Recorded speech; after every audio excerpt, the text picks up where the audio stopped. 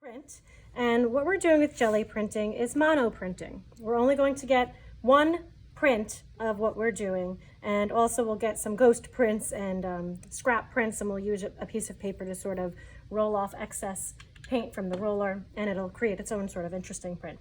I need 2 pieces of paper that are bigger than my printing plate. So I'm putting the paper on a clean jelly plate right now just to see if I can get it pretty straight, just to line things up. I'm going to take a piece of masking tape here, and I'm going to tape this down half on my piece of paper and half to my table, to my placemat here that I have on a table.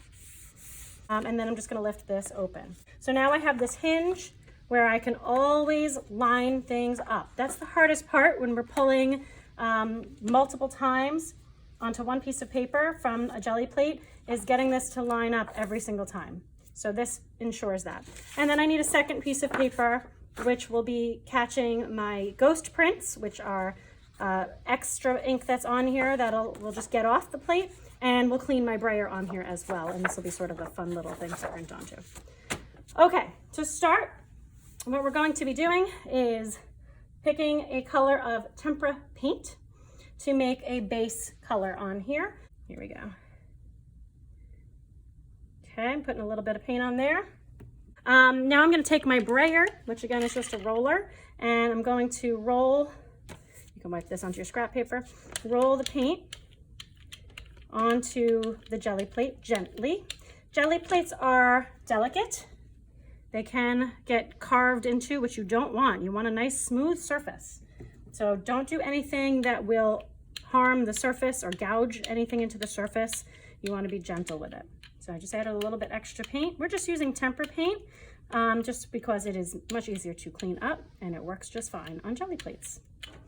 Now I have this extra paint on my roller. I'm going to brayer that off onto my scrap paper over here that will be used for all such activities, and then rest my roller over here.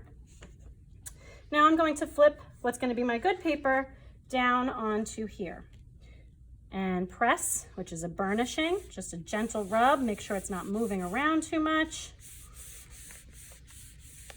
Okay.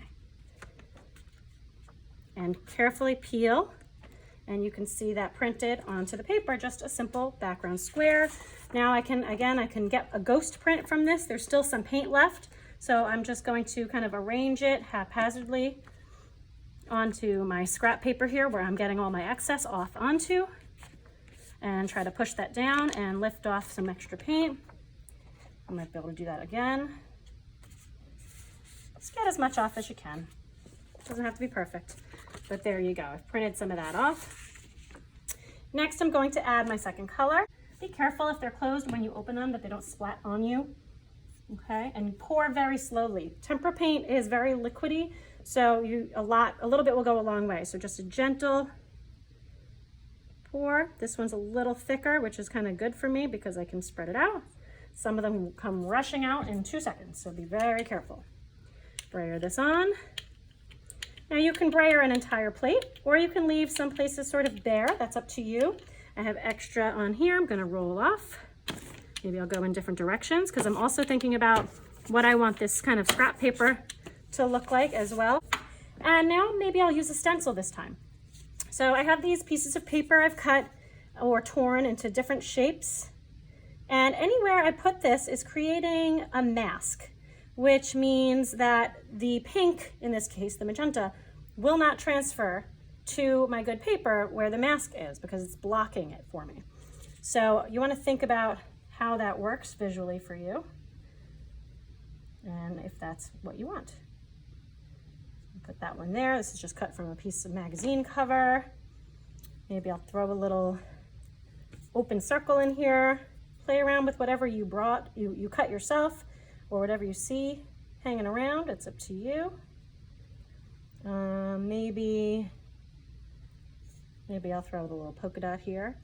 You want to leave enough masked places. I kind of want a lot of things masked because I'm only on my second layer.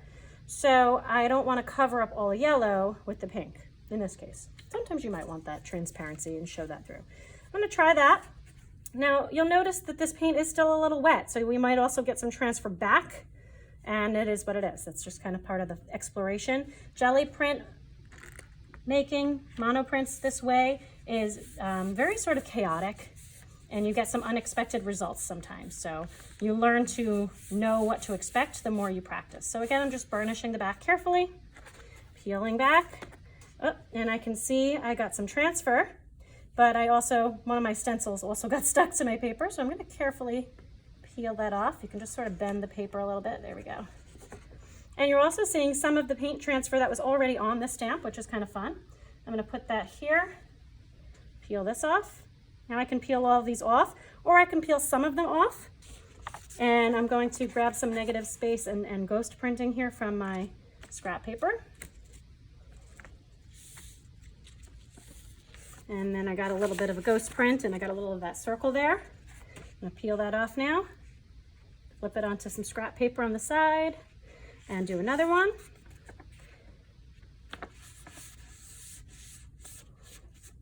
And again, this is really my waste mat, but it's kind of fun to make painted paper this way, and you create some interesting prints this way as well. And you can see my current print here. So now I have to think about what color might look nice next. When you get used to using these, you'll know which paints do what. And maybe this one I won't roll the whole thing. Perhaps I'll just kind of see what that does. Remember, everything prints in reverse. So this left side of my Gelli print will be on the right side of my print. So that's something also to keep in mind as you're doing this. And maybe I'll throw some more things in here to mask, or you can also press things in to make texture. So this is just a piece of corrugated paper. So I can press this in across here just to lift up some of this ink and paint. And then I can just peel it off. And you see it leaves some of that paint there and take some of that paint off, which is sort of fun. I can do the same thing with a leaf. Maybe I'll press this guy in here, smush him down with my finger. Oop, he broke a little bit. These are all crusty, these leaves. Lift him out. It just makes a little bumpy texture, nothing fancy. And maybe a little bit of a masking I'll do here as well. How about some swirls? Let's see, where do I want the swirls? Maybe that way. I'll try that. I'm gonna flip this over and give it a try. So first I'm just pressing so it starts to stick. Give a little burnish. Gentle, gentle, not pushing too hard. And peeling it up. And you see what I mean about grungy? You know, when some of the paint stays down and some of it transfers, it creates really interesting textures. This lifting the corrugated cardboard created something really fun there and unique. I'm gonna take this guy off here and do my ghost print onto my scrap paper here, because I'm loving my ghost prints. So now I'm just sort of aiming for the spots that need the paint removed. A little bit more. And again, you can see my ghost print is coming out to be quite an interesting print by itself.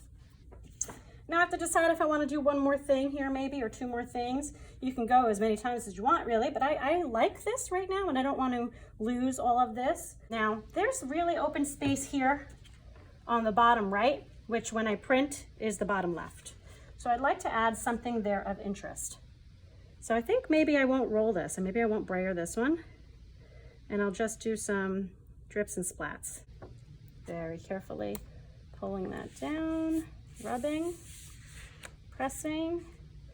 I don't want it to bleed out too much, so I'm gonna leave it there and just pull my print. And there I go. Created some interesting splash marks. Looks like black ink, or like a cheetah of some kind, right? Pull this off. And that'll be that. And I'm just gonna wipe this off very gently. Again, I don't wanna gouge this, so make sure you don't get any fingernails in the gelatin plate. If I'm at home or I'm the last person of the day, we're just gonna take the brayer over to the sink to clean it off. But in between sessions or people or prints, just a wipe is fine. You're gonna write your name on the bottom right, as we do on all of our prints, and take these over to a drying rack tray.